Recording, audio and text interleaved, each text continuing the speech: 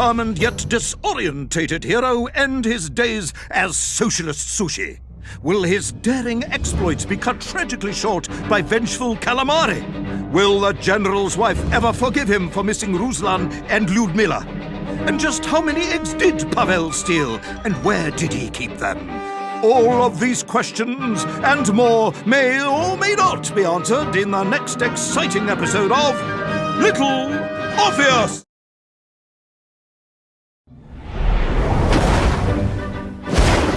I was alive, General. Somehow, miraculously, I was alive. Some twist of fate, some hand of destiny, but I was alive. Strange as this new world was, I knew Toll must have come this way, and it was my task to find him.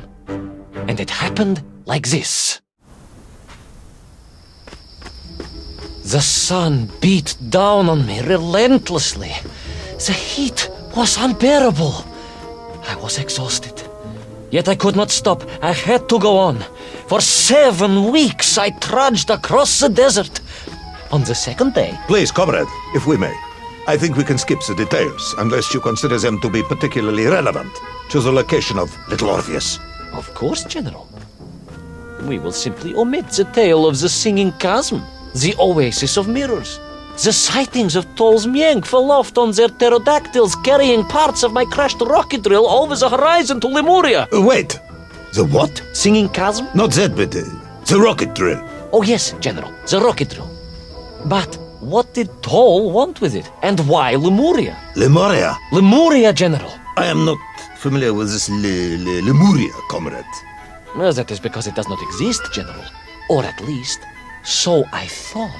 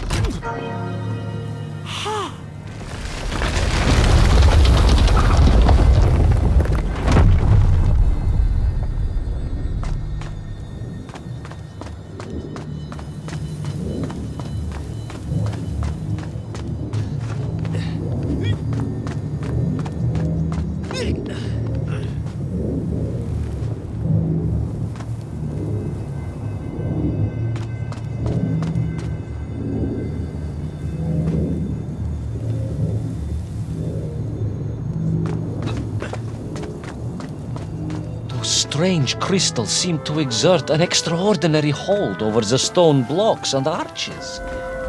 When they hummed, the whole city remade itself.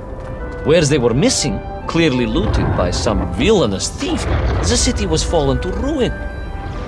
It was like a vast musical instrument, vandalized, and yet still attempting to toot.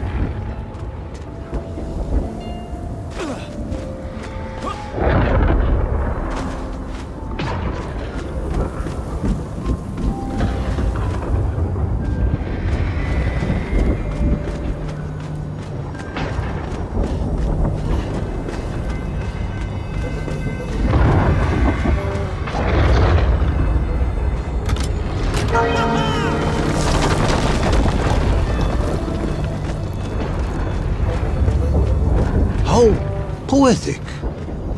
I'm sure our engineers would be fascinated in equal measure. If the whole department hadn't been arrested for sedition last week, I would happily convey it to their skeptical ears. Sedition, General? Really? This is unfortunate news indeed. I am joking, comrade.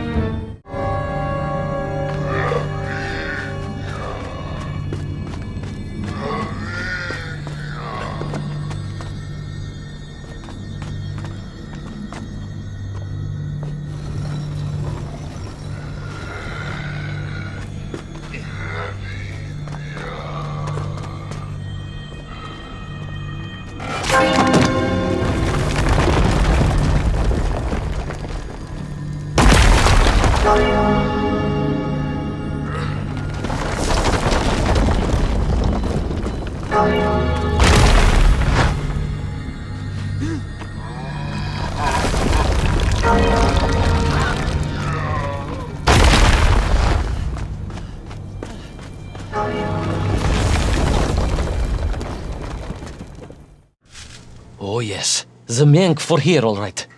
Which meant whatever dastardly scheme Toll had, it was to be enacted on these burning sands. And you will explain this in due course, I imagine. Eminently, General. What you need to know first is this. I have told you already how parts of the devices the enslaved Mienk were forced to wear came from the surface. Radio parts and so on, yes, from what you have told me. Assuming there were plenty of lost ships in the ocean as you claim, for Toll to have dredged up what he needed to assemble them. Aha! Good! You are one step ahead of me, General. I said assuming. Of course. Assuming.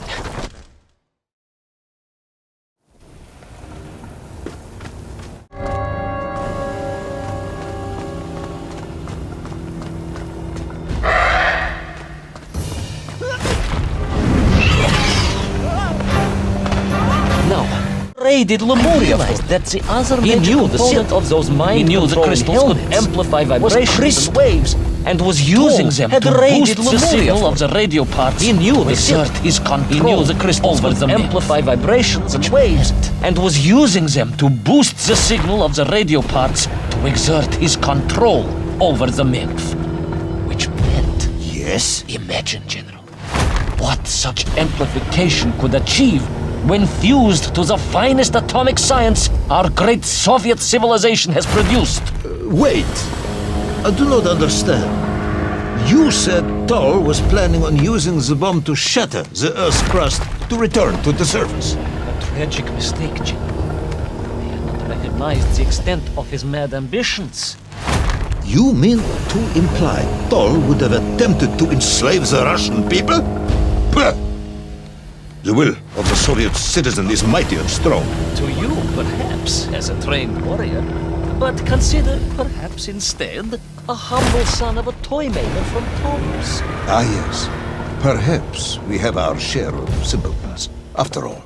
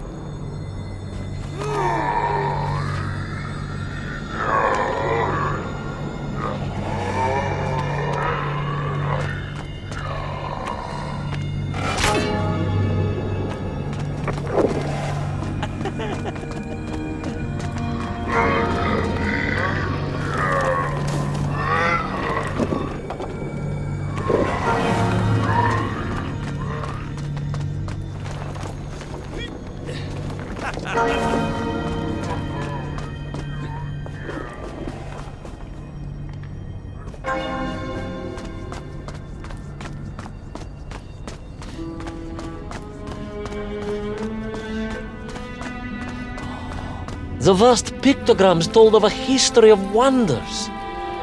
They seem to suggest the Lemurians were travelers from another world, where a mysterious clock seemed to stand. That is very mysterious. As mysterious as the location of Littleorpheus, perhaps. Ah, yes, of course, General. I am just getting to that.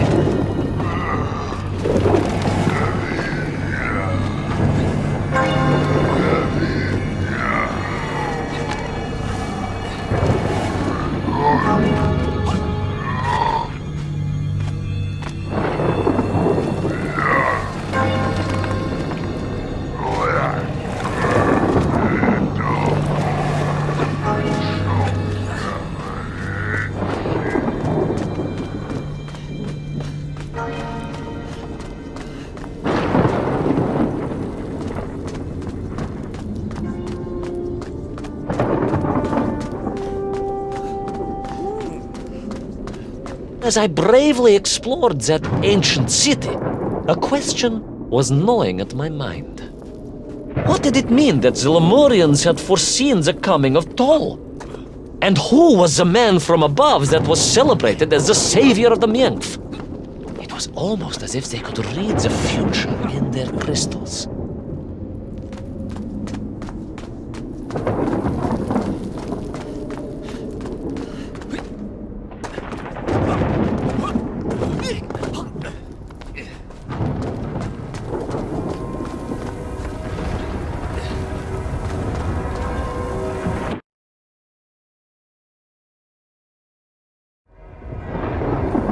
The bells of Lemuria tolled and tolled, a roaring symphony, a crescendo of peals that set the city dancing, each note causing the crystals to shimmer and cascade with light.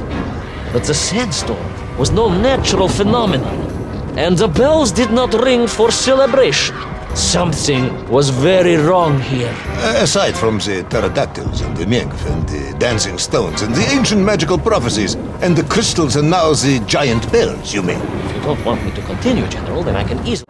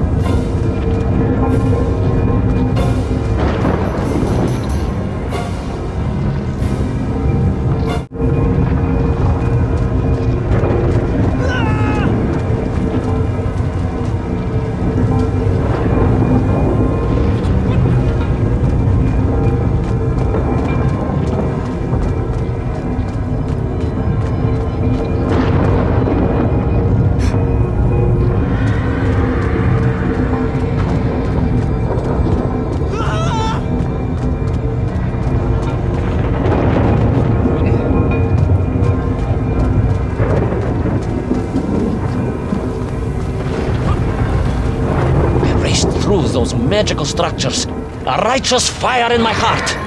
I was like Dobrynya Nikitch, prepared to strike at the dragon who threatened my homeland. Your heroism is only surpassed by your modesty. On the contrary, General, I chose Dobrynya carefully. Like him, I am a simple peasant. It was fate that chose me to descend to the Earth's core. It was General Komanin who chose you to descend to the Earth's core. But don't let that get in the way of your story. Oh, well then, award General Polkovnik Komanin the highest medal in the world. He already has several of those. I cannot take credit for his wisdom in sending me.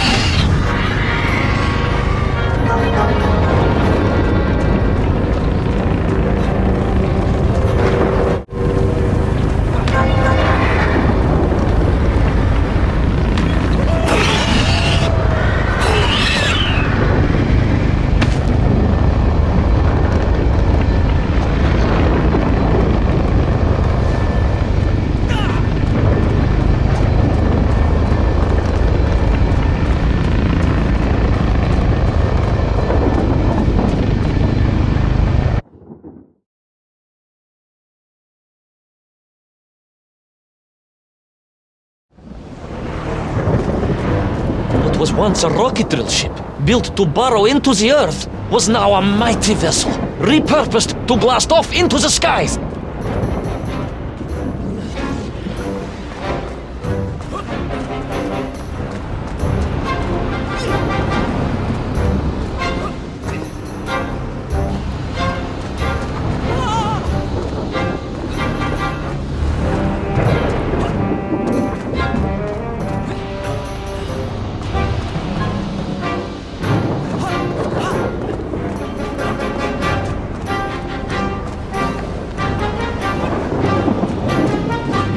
There was no doubt the toll was headed for the strange world with its clock, although to what end I was yet to understand.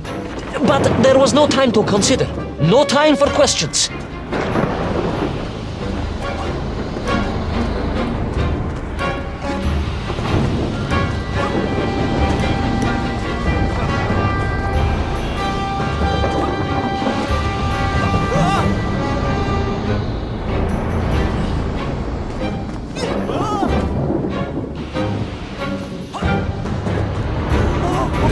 Was on the rocket. Littleorpheus was on the rocket. And wherever they were headed, I must head there too, to thwart his plans, recover my drill, and save the world!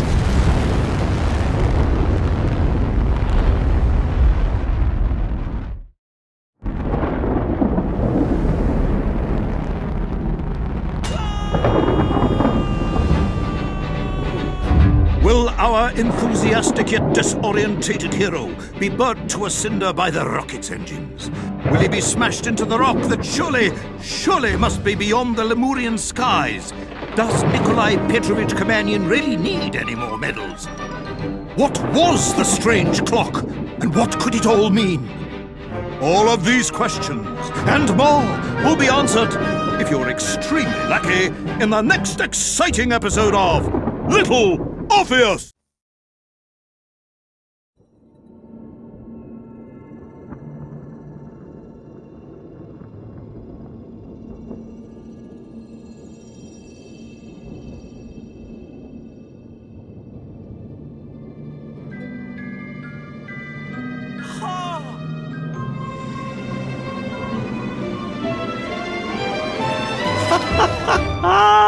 Laika! Are you stark raving mad? It was Laika! I am sure of it! That spirited little dog saved me! Laika saved you in her little space machine. I believe the correct term is capsule, General. Don't push your luck any further, Ivan Ivanovich. I fear it might snap. Oh, my apologies, General. In my excitement to explain what I discovered on the far side of the Metagalacticus Interiors, I got carried away. And it happened like this. A rocky moon. At the center of the Earth. The source of all creation, General. A place where time flowed like rivers, and boulders of raw matter rained like comets upon the cratered rock. Another miraculous escape from death. Another happy accident. It was no accident, General. Laika took me there entirely deliberately, I'm sure of that. She continues to be a heroine and a savior and protector of our great nation.